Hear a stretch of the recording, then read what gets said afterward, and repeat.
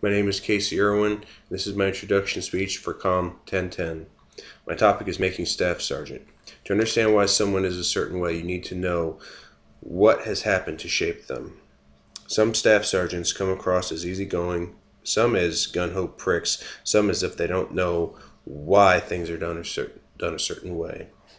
Some people think that to make a staff sergeant in the Air Force, all you do is take a test, go through Airman Leadership School, be shown a few basic ways of handling personal issues, then you are ready to be a good staff sergeant. Taking the Weighted Airman's Promotion Test, or WAPS test, is only step one. You still have to score high enough to make the cutoff on two different tests. Difficulty of the first test depends on the job. When I made staff, I was working on my second aircraft type, which made studying easier due to my test was on aircraft defensive systems, and working the systems that you are studying is much easier than just reading about them. Other factors are performance reports and how well you score going back the past 5 reports. If a member has a referral PR as the most current one, that member is ineligible for testing or promotion. When I made staff sergeant, I had a rating of 5 on my last 5 EPRs, giving me max points for that part. Time in service and time in grade also play factors. Generally, the person who has been in longer has more points and usually more experience than the guy going for his first time testing in less than 4 years.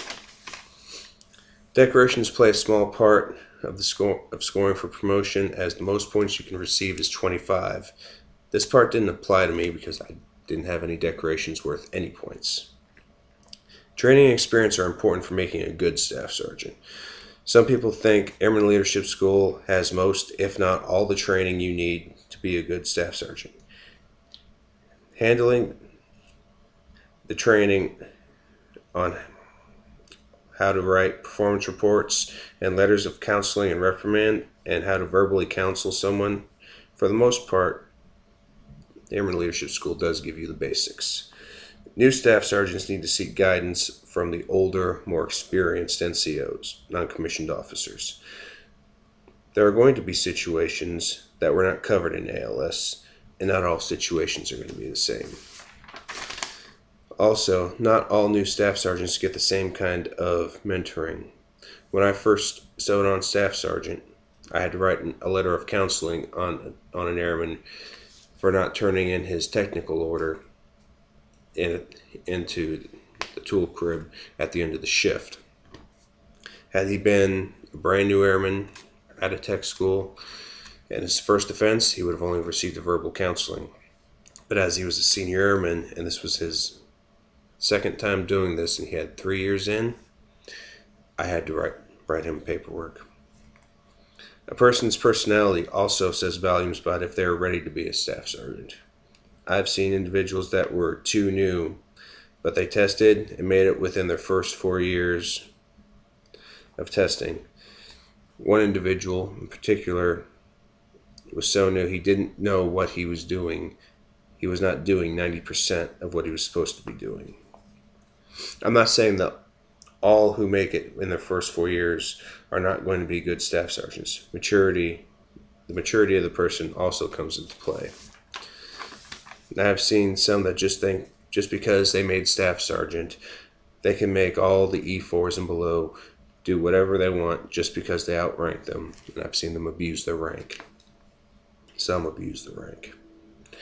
I've also seen where a new staff sergeant kept covering for his friends who are E4 and below due to the fact that he still thought of himself as one of them.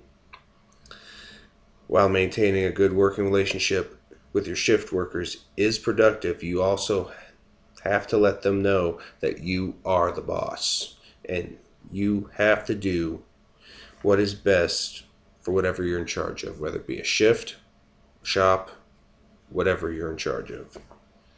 For me, when I first made staff sergeant, it was the shift I was running. I had to learn what jobs took priority and how to make sure my shift workers got their lunch breaks while keeping up with the maintenance and making sure my workers were being taken care of, as well as keeping up with their training and mobility requirements, as well as helping them out with any personal issues they might have.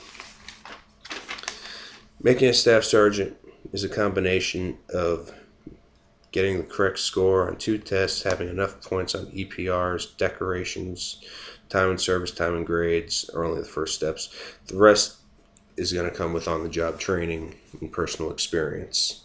Thank you.